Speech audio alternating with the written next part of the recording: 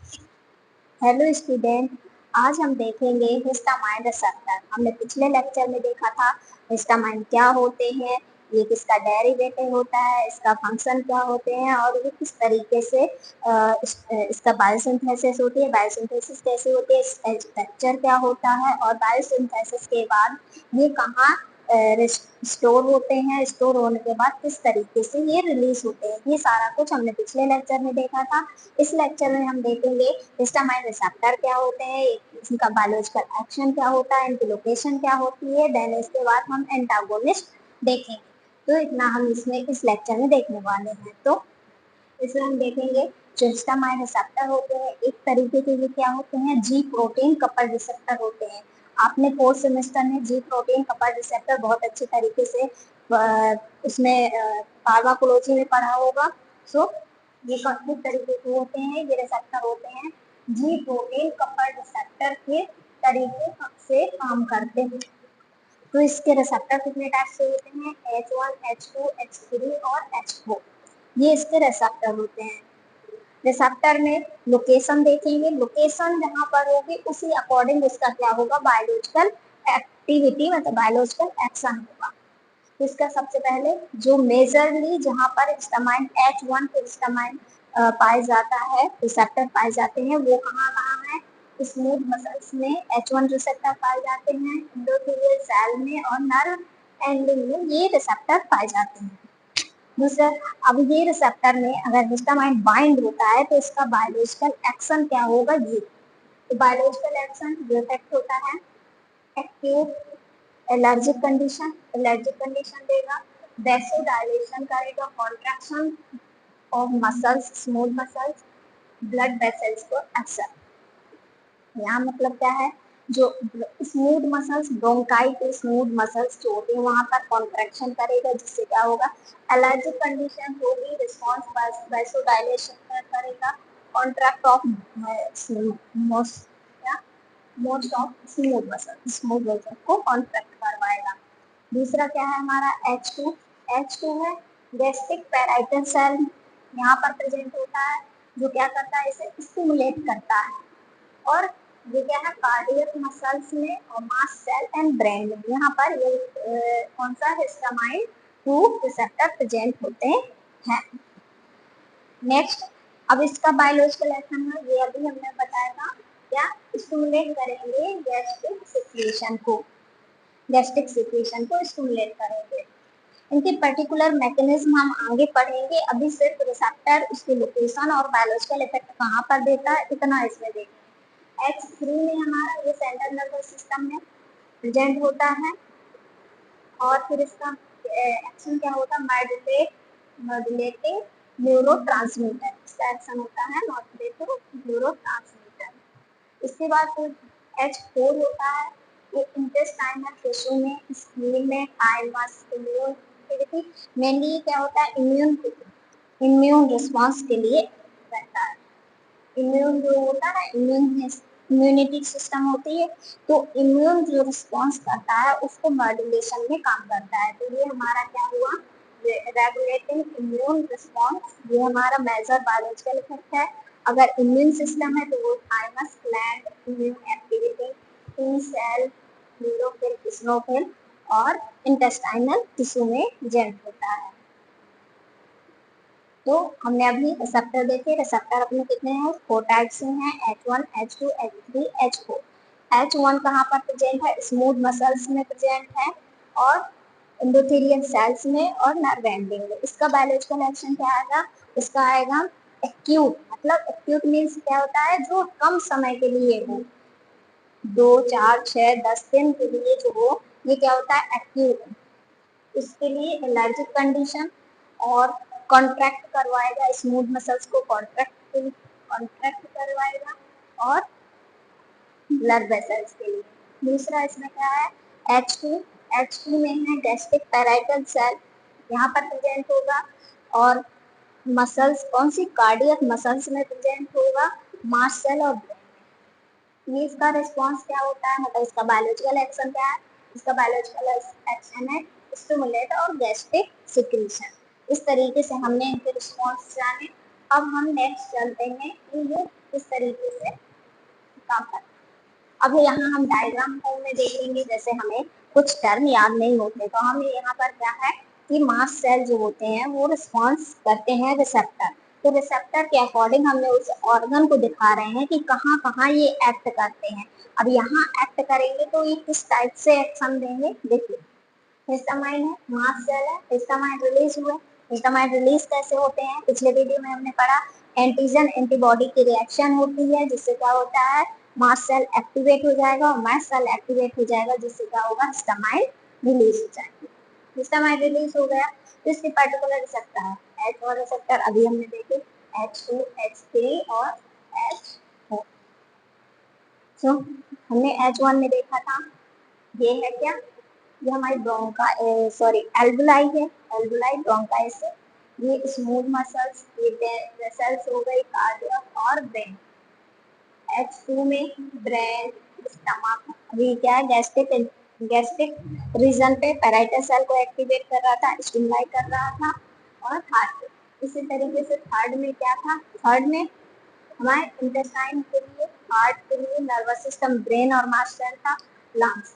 इस तरीके से हमारे जो ऑर्गन के अकॉर्डिंग हमने दिखाया कि स्ट्रक्चर फॉर्म में अगर आपको टर्म याद नहीं होते हैं, हम देखने जा रहे हैं एंटी हिस्टामाइन क्या होते हैं। अब एंटी हिस्टामाइन वर्ड के लिए क्या है, एंटी, एंटी, एंटी मीन्स क्या होगा, क्या होगा, एंटी मीन्स होगा किसी चीज के अगेंस्ट काम करना। तो किसके काम कर रहा है, एंटी हिस्टामाइन, हिस्टामाइन के अगेंस्ट, जो हिस्टामाइन के एक्शन को ब्लॉक कर दे या उसके अगेंस्ट काम करे वो क्या होंगे, एंटी हिस्टामाइन एजेंट होंगे। तो ये एजेंट क्या prevent the production and release of ऑटोकॉइन्स।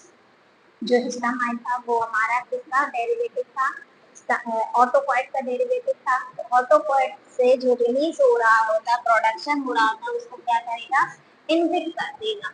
इसके थ्रू ये अपने एक्शन एंटी हिस्टामाइन हमने किसी को दिया तो उसका जो हिस्टामाइन रिलीज हो रहा है, बन रहा है, प्रोडक्शन हो रहा है, उसको क्या कर देगा, ये प्रिवेंट कर देगा, रोक देगा, इनहिबिट कर देगा। जिससे क्या होगा हमारे जहाँ पर मास्ट सेल में हो या वैसो हमारे जो अभी हमने पिछले वीडियो में पढ़ा था कि हिस्टामाइन कहाँ स्टोर होता है, हिस्टामाइन मास्ट सेल में स्टोर होता है। मास्ट सेल में भी गोल्गी एपेटाइटिस में सिंथेसिस होती है तो वो वहाँ पर क्या होगा, रोक देगा। तो अब एंटी हिस्टामाइन 3 टाइप से हैं, जैसे हमारे रिसेप्टर थे H1, H2, H3, H4, ये हमारे रिसेप्टर थे।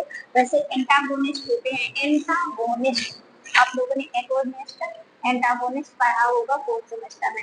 एगोनिस्ट क्या होते हैं, जो हमें एक्शन चाहिए, एगोनिस्ट क्या होते हैं, फिजियोलॉजिकल वैसा ही एक्शन हमें देते हैं, जो हमें एक्शन चाहिए है वैसा ही हमें एक्शन प्रोवाइड करें, ये क्या है, एगोनिस्ट।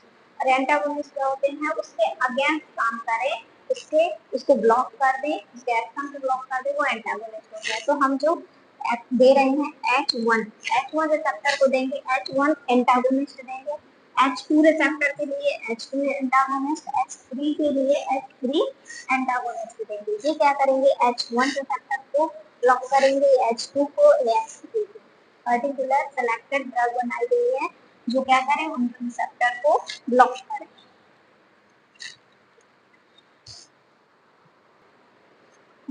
नेक्स्ट इसमें हम लोग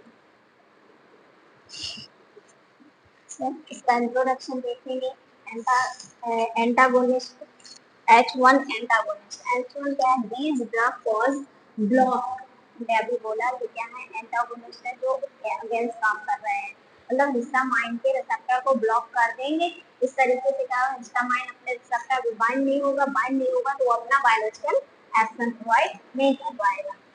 H1 receptor this result decrease vascular permeability। अब H1 रिसेप्टर में जो हिस्टामाइन बाइंड होता था और उसका बायोलॉजिकल एक्शन देता था, आप नॉर्मली आप अपने अकॉर्डिंग समझिए, जो हमारा रिसेप्टर है, रिसेप्टर पे हिस्टामाइन बाइंड हो रहा है, बाइंड होने के बाद वो अपना बायोलॉजिकल एक्शन दे रहा था। जैसे H1 क्या दे रहा था, H1 स्मूथ मसल्स को कॉन्ट्रैक्ट कर रहा था, तो ये क्या करेगा, अब जब वो क्या होगा, हिस्टामाइन का जो रिसेप्टर है उस पर क्या होगा, हमने एंटागोनिस्ट दे दिया, एंटागोनिस्ट देंगे तो रिसेप्टर क्या हो जाएगा, ब्लॉक हो जाएगा, ब्लॉक हो जाएगा तो हिस्टामाइन उस पर बाइंड नहीं होगा, बाइंड नहीं होगा तो फिर क्या होगा, बाइंड नहीं हो पाएगा तो उसका एक्शन हमें मिलेगा नहीं, जब वो मिलेगा नहीं तो उसके अगेंस्ट काम हुआ, तो जो हमारे जैसे स्मूथ मसल्स कॉन्ट्रैक्ट हो रहे थे तो कॉन्ट्रैक्ट नहीं होंगे, परमेबिलिटी इंक्रीज हो रही थी तो उसकी परमेबिलिटी इंक्रीज नहीं होगी, वही चीज है permeability decrease, vascular permeability,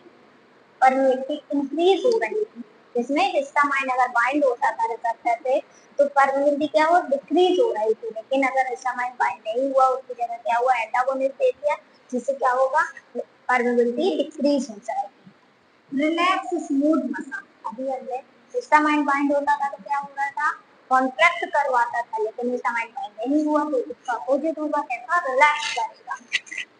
and respiratory GIT and reduction न्यूरेटिक्स, तो यहाँ पर क्या है जो एलर्जिक कंडीशन है वो भी क्या करेगा डिक्रीज करेगा, एलर्जी चल रहा था हिस्टामाइन बाइंड होता था तो एलर्जिक कंडीशन आ रही थी, इससे क्या होगा इसमें एलर्जिक कंडीशन नहीं होगी, reduce न्यूरेटिक्स। H1 receptor antagonist first generation cause sedation through lack of selective for peripheral H1 receptor, जो फर्स्ट जनरेशन अभी हम क्लासिफिकेशन देखेंगे तो जो फर्स्ट जनरेशन है वो क्या कॉज कर रहा होता है सडेशन कॉज कर रहा होता है। नेक्स्ट इसमें they are reversible competitive inhibitor, ये रिवर्सिबल कॉम्पिटिटर इनहिबिटर होते हैं। रिवर्सिबल मींस क्या होता है इरिवर्सिबल, रिवर्सिबल जो रिवर्स हो जाए दोबारा होने लगे वो रिवर्सिबल, इरिवर्सिबल जो दोबारा ना हो वो इरिवर्सिबल, तो ये कैसे होते हैं रिवर्सिबल कॉम्पिटिटिव इनहिबिटर होते हैं of histamine H1 receptor and clinically used to treatment of allergic condition। Allergic condition के ट्रीटमेंट के लिए हम क्या यूज कर रहे होते हैं histamine H1 antagonist, antihistamine H1 antagonist use करते हैं। Antihistamine do not prevent formation of histamine release of histamine, मतलब ये क्या करता है ये फॉर्मेशन को रोकता नहीं है लेकिन रिसेप्टर से बाइंड होने से, मतलब इसका प्रोडक्शन तो नहीं रोकता लेकिन बाइंड होने से रिसेप्टर में बाइंड होने से रोकता है।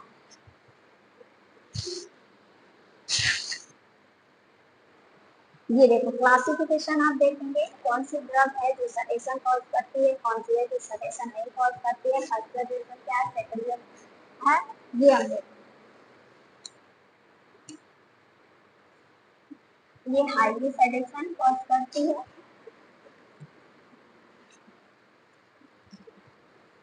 ये हाईली सडेशन, ये मॉडरेट और ये माइल्ड। हाईली मतलब सबसे ज्यादा सडेशन कॉज करता है, ये मॉडरेट और माइल्ड, और ये सेकंड जनरेशन की होती है जो नॉन सेडेटिव हिस्टामाइन, मतलब ये सडेशन कॉज नहीं करती है कौन सी सेकंड जनरेशन की, लेकिन अभी जस्ट पहले हमने पढ़ा था कि फर्स्ट जनरेशन सडेशन कॉज करती है, वही है ये फर्स्ट जनरेशन की हुई ये सडेशन कॉज करती है। इसकी ड्रग हमें क्लासिफिकेशन सारा याद करना पड़ेगा, तो क्लासिफिकेशन आता क्लासिफिकेशन अब इन ड्रग के इन क्लासिफिकेशन हुआ, इनकी जो पर्टिकुलर ड्रग है उनका सिंथेसिस जो जो दिया गया सिंथेसिस का डिस्क्रिप्शन उसका यूज ये सारा कुछ हम पढ़ेंगे, मैकेनिज्म ऑफ एक्शन देखेंगे। इसमें क्या है हाईली सडेशन में डाइफेन हाइड्रामाइन, डाइमैन हाइड्रामाइन, प्रोमेथाजिन हाइड्रोक्सिड हाइड्रोक्सीजन, ये हमारी ड्रग है, तो हमें याद करने की ज़्यादा है डाइफेनहाइड्रामाइन, डाइफेनहाइड्रामाइन, डाइमैन मतलब यहाँ मिथाइल ग्रुप हो गया, डाइहाइड्रामाइन, प्रोमेथाजिन और हाइड्रोक्सीजन। दूसरे में क्या है इसमें है फेनिरामाइन। नेक्स्ट हमारा क्या है second generation, second generation drug में क्या है ये नॉन सेडेटिव होती हैं। सेडेशन मीन्स क्या होता है जो फर्स्ट जनरेशन है वो हमारा सेडेशन कॉज करता है, तो सेडेशन मीन्स होता है नींद आना, सेडेटिव इफेक्ट देना, तो ये इसके लिए जो सेकेंड जनरेशन होती है वो हमारे सेडेशन कॉज नहीं करती है, ये क्या है, नॉन सेडेटिव ड्रग होती हैं। अधिकतर आप लोगों ने अगर एलर्जी कंडीशन हुई होगी तो जो आप लोगों ने खाई होगी या हम लोग जो मार्केट में कॉमनली अवेलेबल होती है वो कौन सी होती है, सेट्रिजिन, लेवोसेट्रिजिन, ये सभी ने ली होंगी ये ड्रग। इसमें क्या है, ये सडेशन कॉज नहीं करती, इसलिए ज्यादातर इसी का यूज होता है। इनका भी होता है लेकिन ये सडेशन कॉज करती है, नींद आने लगती है, इस तरीके की चीजें होती हैं। ये आपको क्लासिफिकेशन सारा कुछ आपको याद करना पड़ेगा। तो नेक्स्ट क्लास में आने से पहले आपको हमारा क्लासिफिकेशन याद करके आना पड़ेगा। Thank you.